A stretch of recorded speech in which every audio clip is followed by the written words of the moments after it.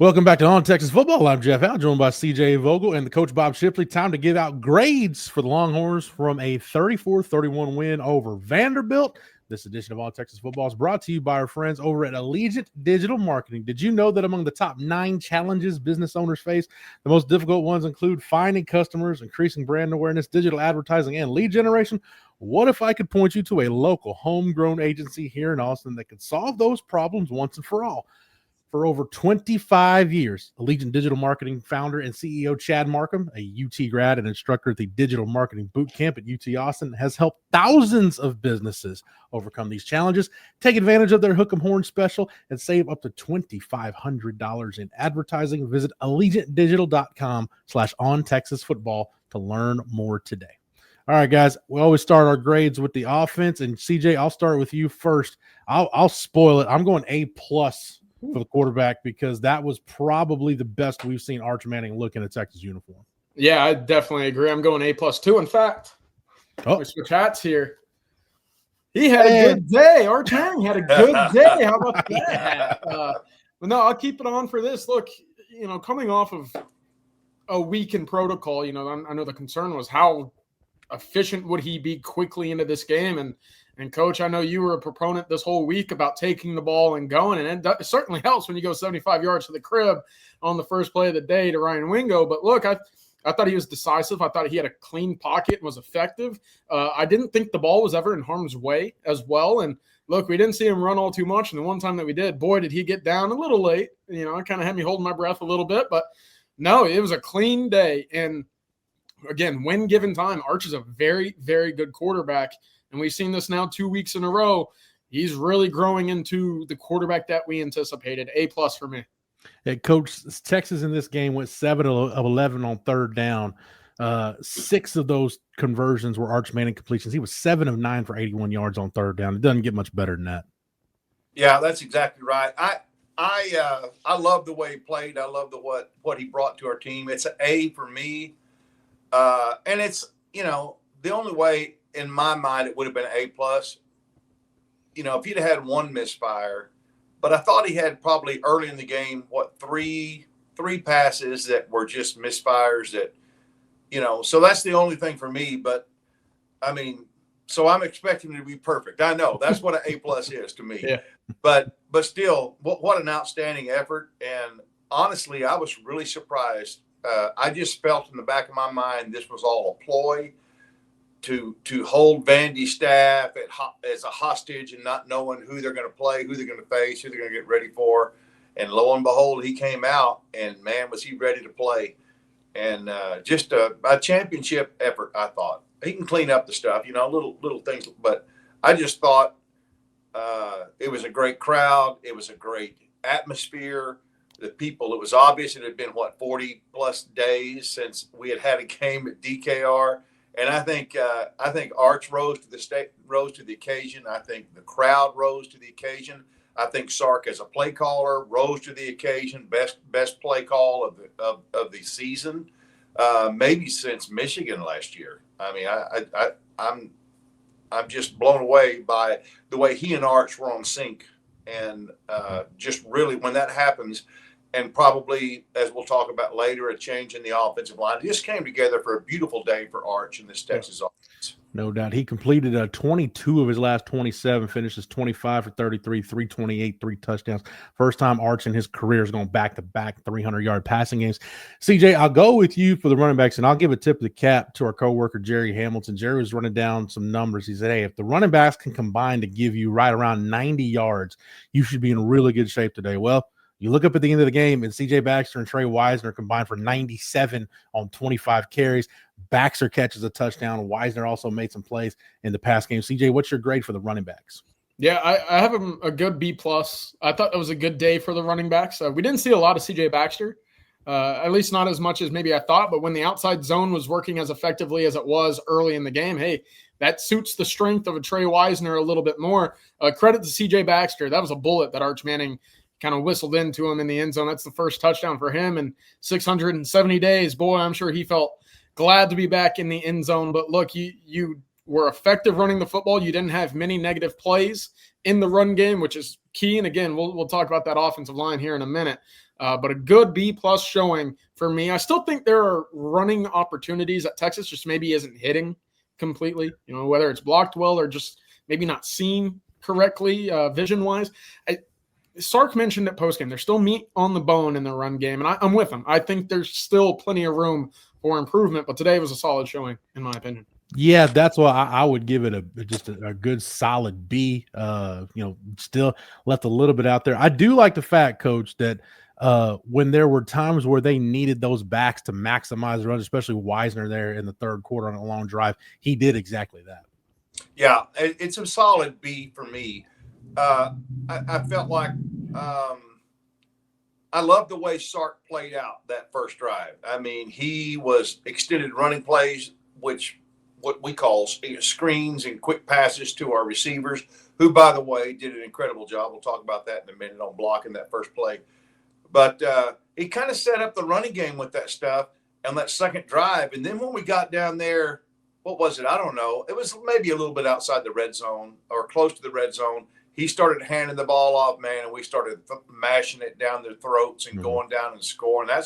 That's when I knew Sark was on his game today, when he manipulated that first drive the way that he did and kind of got the defense wore down a little. I mean, that second drive got the defense worn down a little bit the way that he did, and then let the running backs and the offensive line take over. And I thought they played well, not heroic, not over the top or anything, but just a really solid performance by our running backs today. Yeah. They were an overall net positive to the outcome, I think. CJ, Coach just touched on wide receivers for grades. We group receivers and tight ends together. And as we start this, you mentioned it in the post game. You've been talking about it all week, and you even asked Sark about it after the game. A lot more 11 personnel on Saturday than the 2 tight end looks we've seen. What's your grade, CJ, for the receivers? Yeah, I thought it was one of the better wide receiver performances of the season. Probably an A- in that range, right? I thought there were a few passes that maybe you could have came down with. That would have been a great catch for Parker Livingston, near the goal line. Obviously, the Emmett Mosley catch in the end zone. That would have probably vaulted it into the AA+ category for me. But look, Coach, you talked about it very briefly there. The blocking on the perimeter was spectacular. And this is 2 weeks in a row that you've had to do exactly that. And you've gone that way. And Jeff, your point about 11 personnel, thank goodness, right? I know that this is a strength of your team, is getting the best 11 out on the field. Well, some of your best players are DeAndre Moore, Parker Livingston, Ryan Wingo, Emmett Mosley, the way that he's come along. To only have 2 of those guys at a time, as often as Texas has this year, it just hasn't made a whole lot of sense to me. So look, you go with 3, a rotation or a combination of those 3. I couldn't be any more excited for Arch Manning to have those guys available to him. It was a clean day. There was a lot of yards after the catch available. I thought Dalen McCutcheon had a nice catch and run near the goal line as well. It was interesting to see Khalil Lockett was the first receiver off the bench when Emmett Mosley kind of gave us a scare. And, for Ryan Wingo, it sounds like he could have been available if that was absolutely necessary for the Longhorns. And it doesn't sound like he's going to miss a lot of time, which is a huge positive for the Longhorns altogether. A good day for the wide receiver unit. Coach, I may be a little bit more on the positive side on this. I'm going to give him an A because we talked about drops being an issue last week, and we talked about drops all year. No drops today. I couldn't have asked for more from a receiver group. And even the tight ends, injuries had a couple of really big catches in the second half. I just thought that group, the wide receivers and tight ends together, I give them an A. That was the best performance of the year from that group collectively. Yeah, it's unfortunately that Wingo got hurt because he was hot. I mean, he was ready for a big, big day, but thank goodness Emmett Mosley, 7 catches. What a big day for him. DeAndre Moore was real flashy today. I thought he looked really, really good. And again, the blocking on the perimeter, I mean, I can't get that first play out of my mind. It was just beautiful. It looked like poetry out there, the way they did that, and the way Wingo with his strength and his speed, able to elude the one unblocked man and go to the house with his speed for that touchdown. So it's an A for me. I need to go back and watch the game. I didn't notice the tight ends blocking having holes in it like it has in the past, but I need to go back and dissect it a little bit more. I haven't rewatched the game yet, but but it's an A for me for those guys. I think when your go-to, your number one big play guy goes out, Parker Livingston had some great moments, but I don't know I don't know how many targets he had. I know he had the one that he couldn't quite bring in that was would have been an incredible catch, but just an overall great effort for those guys. And I'm not real sure what the status of our receiver room is health-wise after this game, but we'll get some updates on that, I'm sure, with Wingo's finger, and then McCutcheon looked like his arm was hurt there when he came off, maybe his forearm towards his wrist. I'm not sure. Haven't seen an update on that, but just a really good performance by our wide receivers. They came to play, and it showed. Speaking of groups that came to play, we've all talked about them. Let's go ahead and get to it. We've been very critical of this offensive line all year, and at times for very good reason. But I'm giving them an A-. CJ, it's one game, and I don't want to get too far ahead of myself. But Connor Robertson at center, Cole Hudson coming back, working at left guard. At least for one day, they found something that really worked. Yeah, today they did, and I excuse me, I don't want to be overreactionary here, but look. Are we doing it? Yeah. They had a good day. They had a great day. It was an A for me. Of course, the running game still has some areas where they can improve and get better, and there's still some yardage in there. But look, that was the cleanest pocket that Arch has had the entire season. One tackle for loss. Again, Jeff, I know that we've talked about it. Vanderbilt, top 20 team in the country in sacks, tackles for loss, run defense. And Texas today, that offensive line, they dominated for the first three quarters, right? It was fantastic. The reason why, and maybe I'll bump it down to an A-, right? That fourth quarter, there's still room to improve and finish out a ball game. If Texas could have just converted on a couple first downs, just extended drives, that game doesn't get as close as it does at the very end. That's maybe why it's less than an A at the moment. But that was far and away the best three quarters that Texas has played the entire season on the offensive line, and that should be your combination for the remainder of the season. Barring any health scares, any injuries, whatever, that's your five. That's your best five, and you have the outside zone. You can run the ball up the middle with C.J. Baxter, and your pass protection, again, as clean as it's been the entire season against a good front seven. I was shocked. And, Jeff, I don't want to get ahead of myself. I said I wouldn't. Yeah. But if they play like this moving forward, that turns from far and away the biggest weakness and question mark on the team to perhaps a strength. And 10 weeks into the season, I didn't think I'd ever get to the point where I would say that about this team. Yeah, and Coach, you hit on it a little bit ago. I felt like Sark with the play calling wasn't asking the offensive line to do things that they've proven not capable of doing. It seemed like they got a little more athleticism in the zone run game with Hudson at guard, but I just thought, Coach, this was the first time really all year we've seen Sark kind of call a game around the offensive line, really tailor it to what he had up front. Yeah, and credit him for figuring out that puzzle with his personnel on the offensive line. Is he and Coach Flood, they did a really good job. It shouldn't take 10 games into the season, but I'll take it. What if we had not stumbled, at Florida? Where would we be, right now? But to me, it's an A-. Now, in terms of, if I'm just grading this offensive line, but in terms of improvement and in terms of excitability, it's an A+. But we don't want to set the ceiling too low for these guys because, we rushed for 100 yards. That's good. We had 428 yards or something like that of offense. That's an A. Yeah. That's an A. But I give it an A- instead of an A+, just because there's still some room. But, man, not to go from having Arch being just hammered almost every time he drops back to 0 sacks. Is that right? 0 sacks? Yeah, 0 sacks. And really didn't get hit back there. I'm going to talk myself into an A and not that A- because that's huge, especially when you have a quarterback who's been in concussion protocol.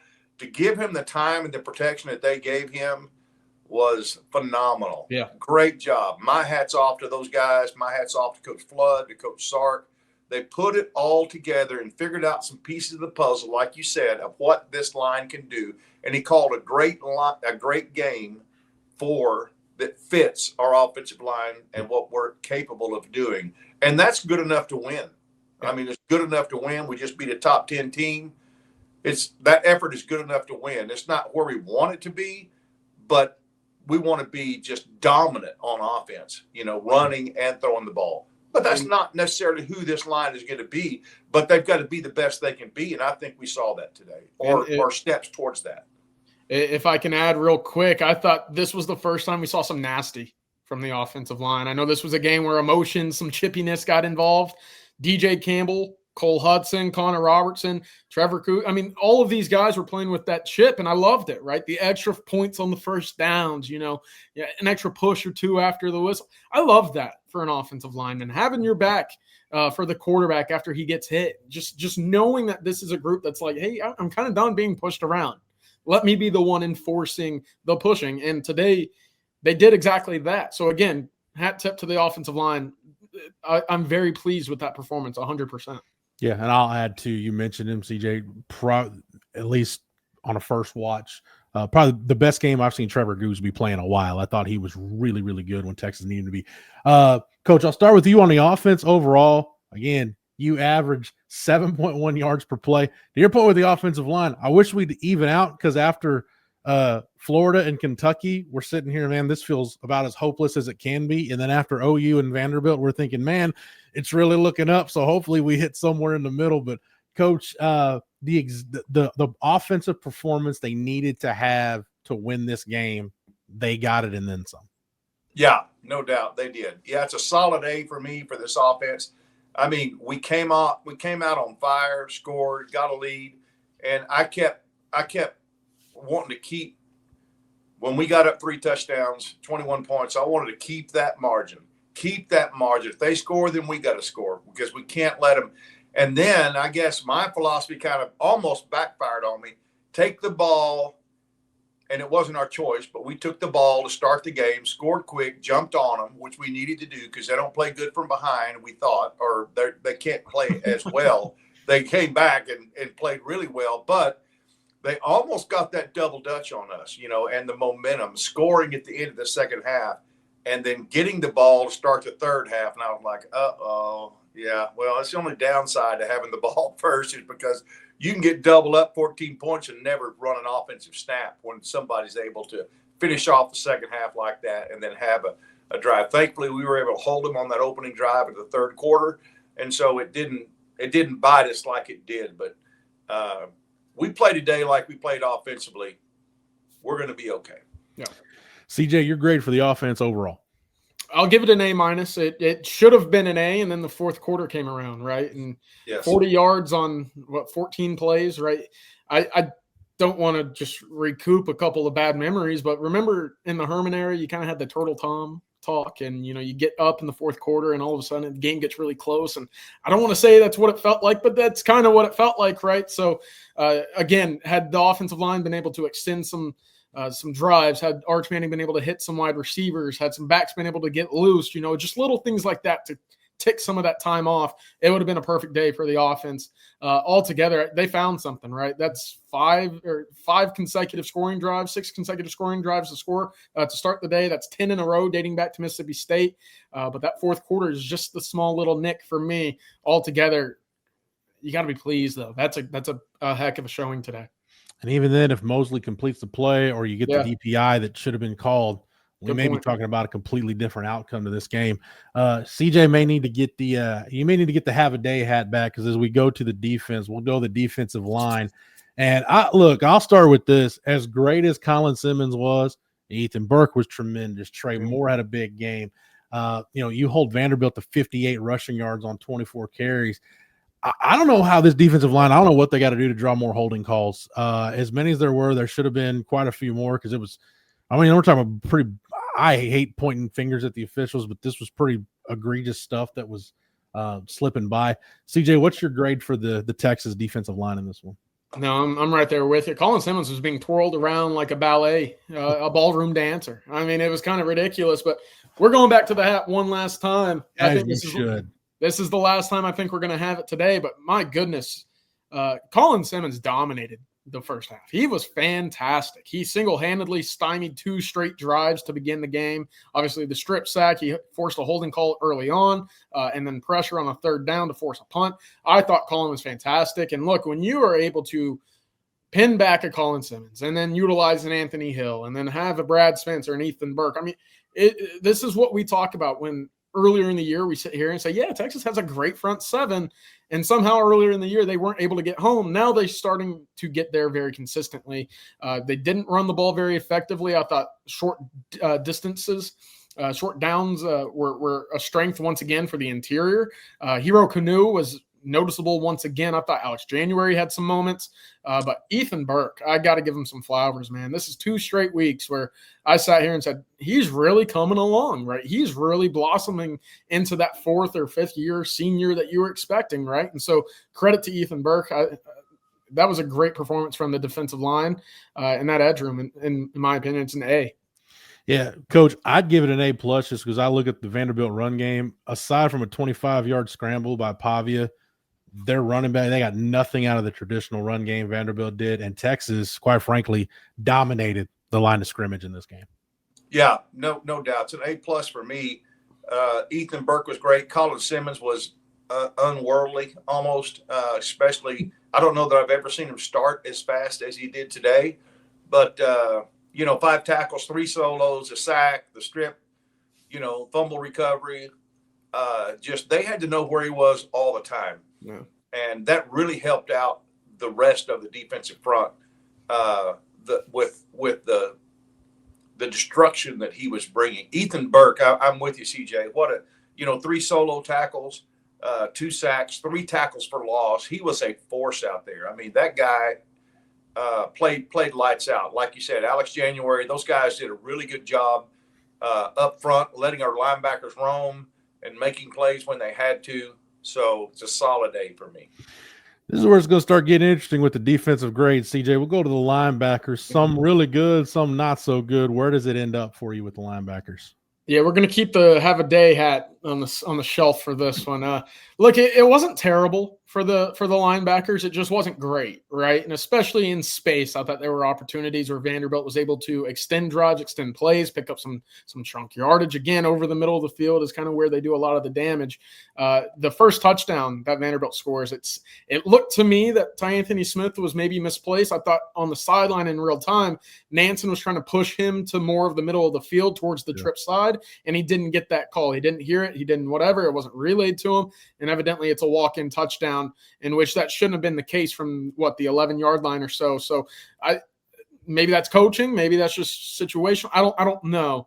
But it's plays like that where I thought too often it kind of popped up for the linebacking unit. I'll give it a B-. Again, I think Anthony Hill just finding ways to create havoc plays is something that you'll just always have, right? In these big games, you'll always have it, and boy, do you need them, right?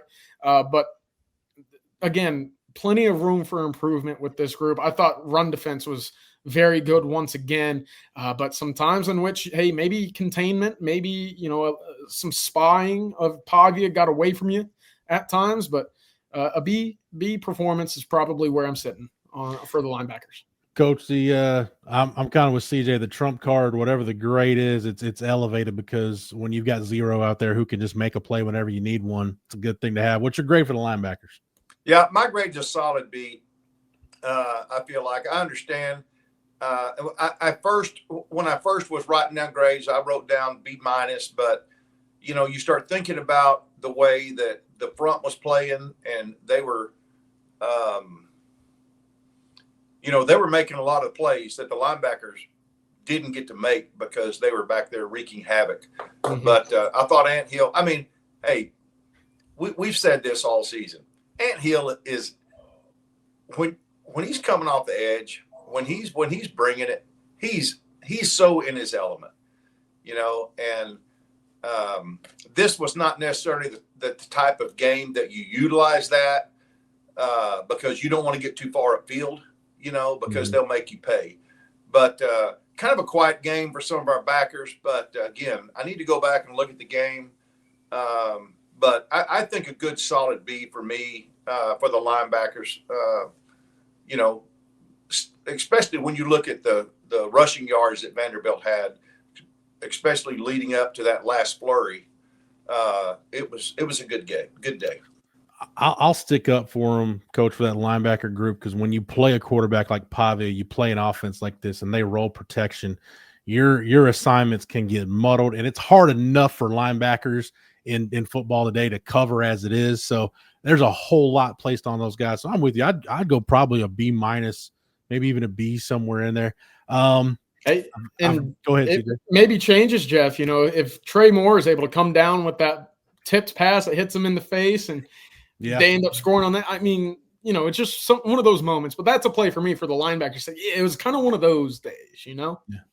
You were good, but maybe just that little extra bit would have pushed this defense over the edge. That's it. I got a feeling, Coach, I'll start with you. I got a feeling our grades are not going to be as good as they were in the front for the back end. And the thing that, two things, Coach. It's been a long time since we've seen a Texas secondary have this many just egregious coverage busts. And two, second week in a row that missed tackles were an issue in the secondary. Yeah, they were. Yeah, it's a C, maybe a C minus. And who knows? We don't know if that's necessarily on the secondary or on the things that maybe Vandy hasn't done. They saw on film they could put us in binds running certain formations and motions and things like that, play actions. But we had guys running wide open, and we were playing very soft coverage to start the game. So they weren't able to run the ball, so they had to take advantage of quick passes. And then I kept seeing guys kind of running a vertical slant type route up the middle. And I saw, I think, a play or two before they hit the tight end for the big touchdown, which is crazy to me how they're one of the best tight ends in the country can not be covered. Right. But anyway, we just saw other guys. There's too much space out there. And I maybe that's because we'd committed so many people to the run.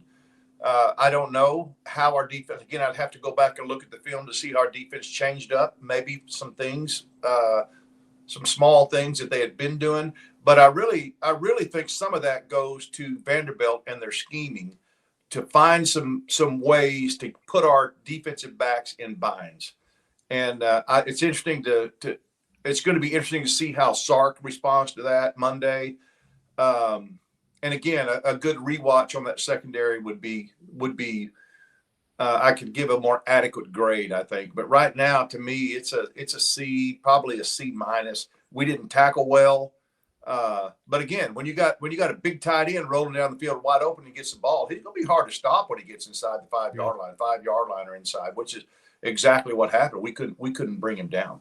Yeah, Xavier Filsamy will learn on that play you're talking about, Coach, the Stowers touchdown right before halftime. You turned a fender bender into a fatality by missing a tackle. At least if you get him down at the 5-yard line, you may live to fight another day. CJ, how much, if you're going to grade this on a curve, it's probably because you were already really in a bind without Michael Taff, and then you take Jelani McDonald out for a good chunk of this game. Now you're asking Filsamy, who also got dinged up in this game, and Derek Williams to do things at safety that you just haven't asked them to do before. Yeah, they put a lot on their plate, and look, that's just the nature of the beast, right? When you play football, you're next man up. You got to be prepared. I know that saying gets old, but like the safety spot, they're going through it right now with some injuries, and boy, did they feel it, right? And I thought all the way throughout the secondary, it was the most rotations that we've seen at any point, right? There were 5 cornerbacks that saw time today for the Texas Longhorns. I thought obviously Jonah Williams got in the field late in that fourth quarter. You were up to 6 safeties too. So like you saw a lot of rotational bodies going into this game. And, I can only imagine that played a factor with communication. And to your point, the busts and just having guys out on the field who quite frankly haven't ever done it at this level before. You're going to have these, bumps and bruises as they learn and, do that on the fly. Problem is you're playing a top 10 team and a quarterback that can make some dangerous plays. And so it's a tough time to learn on the fly. And that's where coaching has to be great, right? That's where communication in the back end has to really stand up. And it wasn't there, especially in the fourth quarter. I will say this, look, Vanderbilt had 160 passing yards entering the fourth quarter. Yeah. I think you take that, right?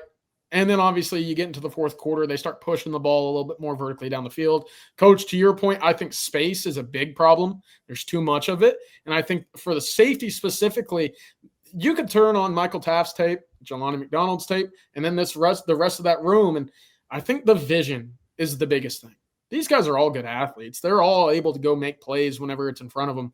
But knowing when and how to fit or take an angle on a pass that's about to be thrown, I just don't think that's a strength of the guys that are on the field on Saturday against Vanderbilt. And again, I think that comes with more live reps, right? It's just so difficult to do that or to learn that when you're not playing football regularly. So look, it was a tough day for the secondary. It's probably a C- by a 70 on the dot, right?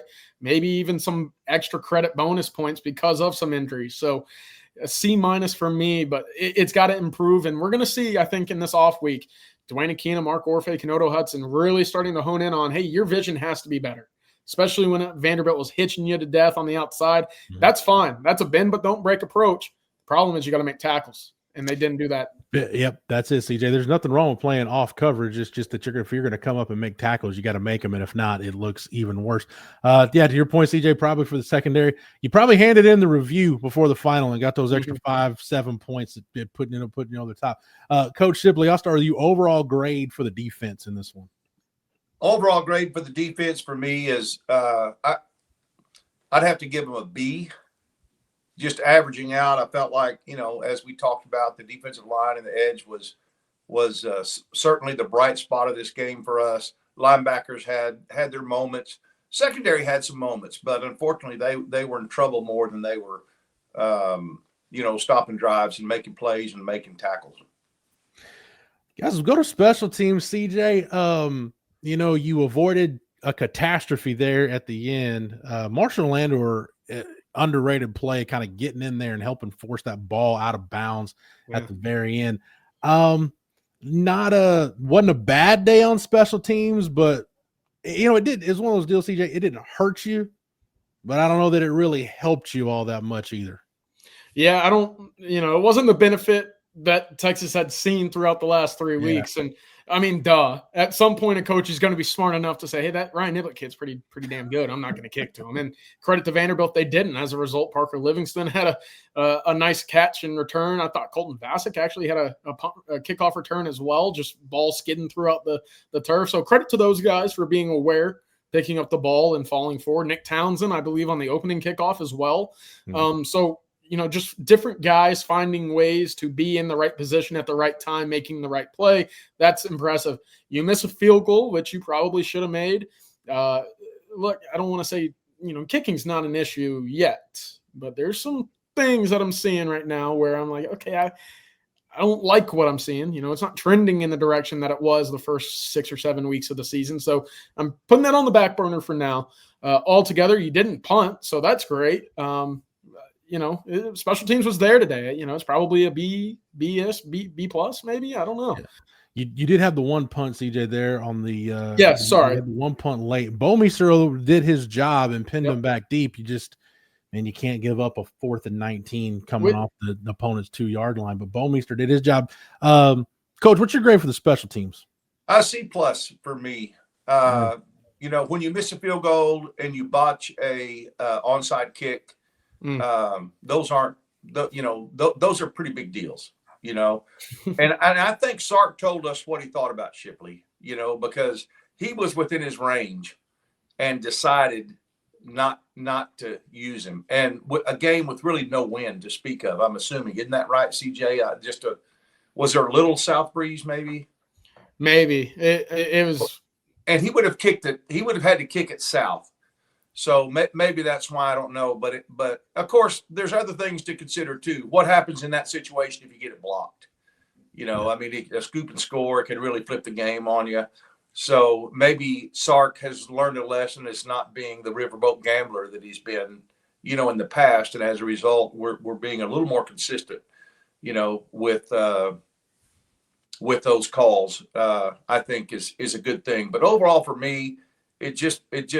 You can't botch a onside kick, and there's going to be chances when there's going to be games when a field goal is going to have to win the game for you, and we have to have full confidence in our field goal kicker. And it slipped a little bit for me the last couple of games. I agree. I'm at about a C on special teams. Like I said, it didn't it didn't hurt you, but it didn't really help you all that much either. Final thoughts, Coach Shipley. I'll start with you. Final thoughts on this one. Well, again, I just want to go back and thank Sark for calling such a great game. And when we kind of got back to what I envisioned this team being, and we kind of saw the old. It wasn't necessarily all gas, no brakes, but we were more up tempo. Did Arch take any snaps from under center? A couple, but on this hand is how many they probably ended up doing. Yeah, and I think he's more comfortable in the gun. I agree. And I think the line is more comfortable in the gun. I've said this before. When you're the center and you're snapping the ball to the quarterback when he's under you, you can't get off blocking as fast as you can with shot, because shotgun is just a flick of the wrist. You know, when you have to snap it, it's a whole different motion. You have to make sure the ball's secured before you can fire off and block. So I think it's easier for the center to snap the ball and get off on his block in a shotgun snap. Yeah. But overall, I was just so proud of my. I mean, you know, I was a little bit disappointed we didn't close out the game strong like we started it, but it's a win, and a win is a win. I don't know that the game was as, I don't know. You look at the stats, and you know, we should have won the game, but I didn't expect it. As game went on, I didn't expect them to get down, you know, the field the way that they did and cut the score to 3 the way that they did. But anyway, overall, great effort, great momentum going into the open week, and get some guys healed up. And felt so thankful Arch didn't take a hit, and that he came back. That could have been disastrous if he'd have gone down again with a head injury. So I think we're trending in the right direction, and going into this Georgia game, which is without a doubt the biggest. I mean, they're all the biggest game, like Sark said. They're all conference championship type field. This one certainly is. This one is a huge, huge game for our program. We got a week to get ready for them. Does Georgia play next week? This weekend? They are in Starkville. Yeah. Okay. Well, that's good. We got time to rest some guys and get time to get a good game plan together. And our trajectory is going in the right direction right now, going into the biggest game of the season. CJ, you get the last word. Woo, last word. I like it. Look, I know I've been using the have a day hat for a couple times today, and look, they deserve it, right? You know, I try to be as fair as possible with these post-game grades, and I think we all are. And, you know, that was a good win for Texas. You know, offensively, they're moving in that direction, as you mentioned, Coach. And I hate to be maybe overreactionary immediately after games, but when you move the way that Texas has moved with the personnel on the field that we've seen and the idea and the tempo and the ability to go create space, that gets me excited, because that's what I thought this team was going to be coming into this year. You have good receivers. It hasn't felt like it the entire year because I don't think we've seen a lot of them. And now they're finally getting let loose, right? It's like letting your dogs to the dog park, and they're excited. You get to that first little cubby, and you see them wagging their tails, and then you sit there and you unleash them, and then you open the gate and they just roam free. That's where they're at right now, you know, and that's good. I think Texas has guys that can be big-time game changers at wide receiver. And look, as a result, I thought feeding Jack injuries in the second half was a great opportunity as well. So the way that this offensive line protected, again, it just gives me the most optimism about this offense moving forward that I've had the entire season. Getting Jelani back, getting Michael Taft back will surely help in the back end as well. Altogether, look, the saying "don't peak too early" comes to play in a lot of sports, a lot of moments. Texas hasn't peaked, but boy, are they getting close to playing their best football of the year, and they're going to need exactly that when they go to Athens and then host Arkansas and Texas A&M at the end of the year. And you're going to Athens with, after all of this, everything still in front of you. All your goals are still on the table.